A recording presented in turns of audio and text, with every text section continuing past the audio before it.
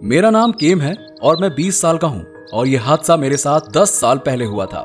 मैं और मेरा बेस्ट फ्रेंड एरिक, एक दिन मेरे पेरेंट्स को एक रात के लिए बाहर जाना था, लेकिन मैंने उनके साथ जाने से मना कर दिया क्योंकि मैं उस रात अपने दोस्त के घर पर रुकना चाहता था। उस रात हमने बहुत पिज्जा खाया, गेम्स खेले, मूवीज देखी। इसी तरह हमने सारी रात बिताने का सोचा। मुझे पूरा याद नहीं, लेकिन रात काफी बीत चुकी थी। शायद रात के 1 बज रहे थे। मैं उस वक्त कोई वीडियो गेम खेल रहा था और एरिक विंडो के सामने खड़ा पिज्जा खा रहा था। तभी एरिक ने मुझसे पूछा, तुम्हारे पेरेंट्स सारी रात के लिए बाहर गए हैं क्या? मैंने कहा हाँ। मेरी बात सुनकर एरिक ने कहा, तुम्हारे घर में कोई है? उसकी बात सुनकर मैं जल्दी से खिड़की के पास गया और अपने घर की तरफ देखा। मेरे घर की लाइट्स ऑन थी और घर में कोई था। मैं उस वक्त बहुत हैरान था क्योंकि मेरे पेरेंट्स सारी रात के लिए बाहर गए थे और कोई मेहमान भी नहीं आने वाला था। फिर ये कौन था जो मेरे घर में है? अब हमारे पास 2 रास्ते थे, या तो हम एरिक के पेरेंट्स को जगाते या पुलिस को कॉल करते। लेकिन हमने दोनों में से कुछ नहीं किया और हमने खुद इन्वेस्टिगेशन करने का सोचा। मैं उस वक्त बहुत हैरान था। हमने टॉर्च लिया और एरिक के घर के पिछले दरवाजे से बाहर निकलकर मेरे घर के पास पहुंच गए। हम सोच ही रहे थे कि हम घर में कैसे जाएं, लेकिन हमें ज्यादा सोचने की जरूरत नहीं पड़ी क्योंकि मेरे घर का दरवाजा पहले से ही खुला हुआ था।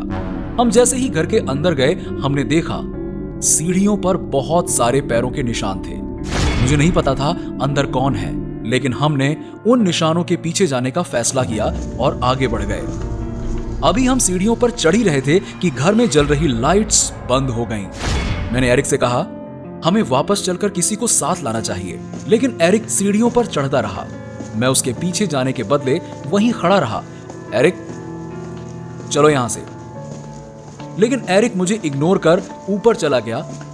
अब मेरे पास कोई और रास्ता नहीं था, इसलिए मैं भी हिम्मत करके आगे बढ़ा और अपने रूम में जाकर उसे ढूंढने लगा। रूम में जाते ही बड़ी गंदी बदबू मेरे नाक में समाई और दोबारा एरिक को आवाज लगाई और उसने इस बार भी जवाब नहीं दिया। तभी मुझे किसी के सिसकने की आवाज सुनाई दी। मैंने अपने टॉर्च की रोशनी अपने पूरे कमरे में डालनी शुरू कर दी तो मैंने वहां एक जूता देखा। मैंने रोशनी कुछ आगे डाली तो मैंने देखा कि एक हाथ ने एरिक के मुंह को बंद कर रखा था।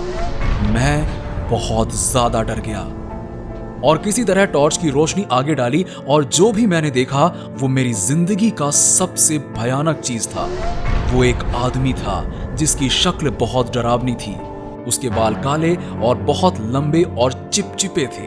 उसकी आंखें बिल्कुल सफेद थी और वो उस वक्त लगातार मुझे ही घूर रहा था।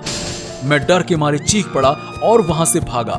मेरे भागते ही वो आदमी भी मेरे पीछे दौड़ा। वो सीढ़ियों से नीचे तक मेरा पीछा करता रहा, लेकिन मैं किसी तरह दरवाजे से बाहर निकल गया। मैंने देखा वहां पुलिस खड़ी थी। शायद किसी ने मेरे बंद घर में फ्लैश लाइट की रोशनी देखकर पुलिस को बुला दिया था। पुलिस को देखते ही वो आदमी भाग गया और जब वो भाग रहा था उसके पॉकेट से कुछ चीजें नीचे गिरी, जिसमें कई स्क्रू ड्राइवर्स, ब्लेड और भी कई चीजें थी। मैं बहुत ज्यादा डर गया।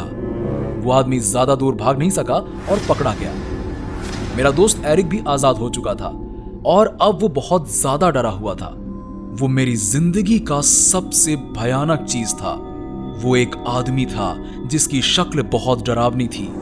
मैं और एरिक अब भी फ्रेंड्स हैं और हमें अब भी वो हादसा और उस आदमी की वो भयानक शक्ल अच्छे से याद है।